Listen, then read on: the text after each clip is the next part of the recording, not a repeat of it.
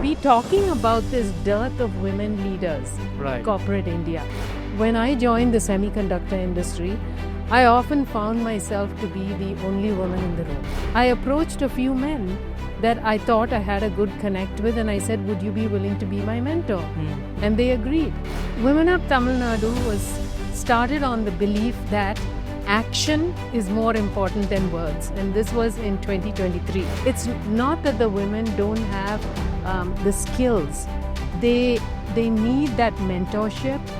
Hello and a warm welcome to a very special podcast on She Diaries, brought to you by SheatWork, a one-stop knowledge hub for women entrepreneurship and entrepreneurs in association with BRICS CCI WE, the women's empowerment vertical of the BRICS Chamber of Commerce and Industry. I'm your host, Gaurav Chaudhary.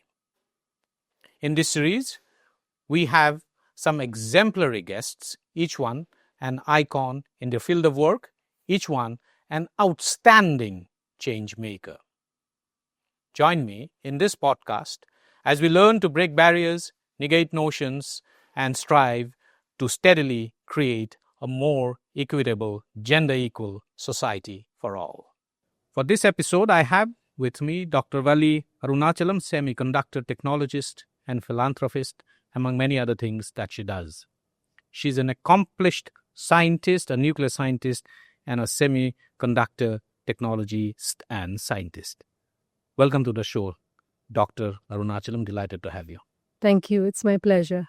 Dr. Arunachalam, one of the things that always comes to mind when we talk about women in India is that we still lag in the STEM space, that is science, technology, engineering, and mathematics among women.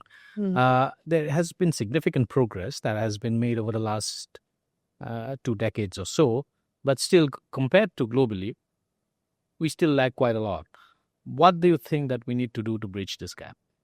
So let me tell you a personal story. Yeah. Okay. So I have read a lot about the ISRO, the Indian Space Research Organization, rocket scientists, right? And I admired them from afar. And at a conference, a bunch of them came up to me to say hello. And I was honored to be surrounded by these rocket scientists. It was a strange situation, a nuclear scientist talking to rocket scientists. But I asked them, I said, what is the secret sauce of ISRO and how women have thrived there and risen to, positions of mission director, etc. So what they told me was very simple. They said the management just makes it so amenable for women to rise up to whatever level they want to rise up to. Right. It's a very simple principle. If only that principle could be carried through in every corporation in India, we wouldn't be talking about this dearth of women leaders in corporate India. We wouldn't be talking about having to have reservation for women to be on the boards, etc. Absolutely. Yeah. Does it also mean that probably there's a gap in mentorship so far as women is concerned? I think we need more mentors for women, particularly in STEM, so that we can nurture more women leaders in all walks of life. When I joined the semiconductor industry, I often found myself to be the only woman in the room. Right? It was very lonely. But I just took it upon myself. I looked around for women mentors, didn't find any. So I approached a few men that I thought I had a good connect with, and I said, would you be willing to be my mentor? And they agreed. So I had some very, very amazing male mentors, and I attribute my rise to them. You've also set up something called the Women of Tamil Nadu. Yes. Tell us something more about it. What does it do? And you're a very, very vocal champion of women's rights. Yes. Which we know. But tell us something a little bit more about Women of Tamil Nadu and how is it helping the cause that you so closely and seriously espouse. So Women of Tamil Nadu was started on the belief that action is more important than words. And this was in 2023. And I'm so happy to see that this year's UN theme for International Women's Day is accelerate action. Correct. And I love the accelerate because acceleration is what physics is all about. Right. So in Women Up, we focus on action. And we are just a loose cohort of 20 very accomplished women from various fields, from the legal to the research and development to social activism, etc. And we just loosely collaborate on projects. And one of the recent projects, I think, will bring out the essence of Women Up Tamil Nadu. It's a financial literacy project for women in socio-economically backward communities. I chose to pilot the project in 2 communities because the key to the success of any project is how much ground level support you have and what passion you have on the ground. And we were able to find 2 NGOs in Madurai and in Thoothukudi that were able to partner with us. And we developed the modules for these women entrepreneurs. And it's not just bookish knowledge, practical knowledge. We were taking them to shops, to markets, giving them practical advice. And after they went through the training, and this training started in August last year, and I'm giving you the timeline because I want to talk about acceleration. So from August to December, they went through the program. And then we announced that we're going to have a mock competition where they will get to showcase all of their skills. Okay. So this competition was they had to shut up shops. We bought them the products.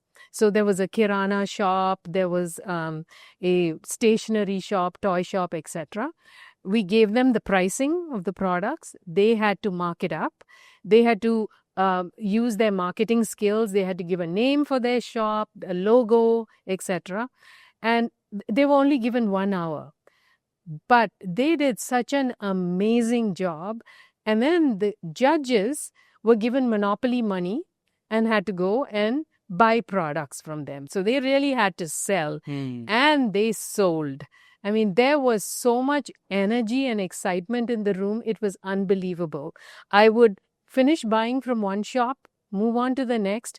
This shop would then come to me and say, we're having a deal which is only valid for the next 15 minutes.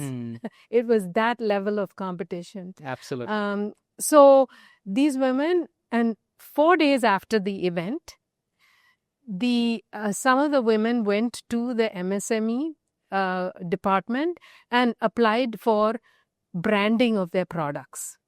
So this is what I call as accelerating action, right? When you, it's not that the women don't have the skills. They need that mentorship. They need a little bit of hand-holding, encouragement to say, good job. And they just, come out of their shell and do things proactively. Finally, what do you think that needs to be done to ensure that more and more women actually get leadership positions across organizations, not just the corporate world, but also across organizations, including MSMEs? Well, I think for leadership, definitely, I think it's important for organizations to help them not only in mentorship but in helping them network, right? Like this meeting, it was a perfect example of how many networks you can form and then you can grow. So I think we need to have that kind of networking for women at all levels. That's right. So the power of networking is absolutely something that... And the other thing I want to mention is the power of communication. Right? Women generally are, I find, I don't like to stereotype, but they're a little shy about, marketing themselves. Right?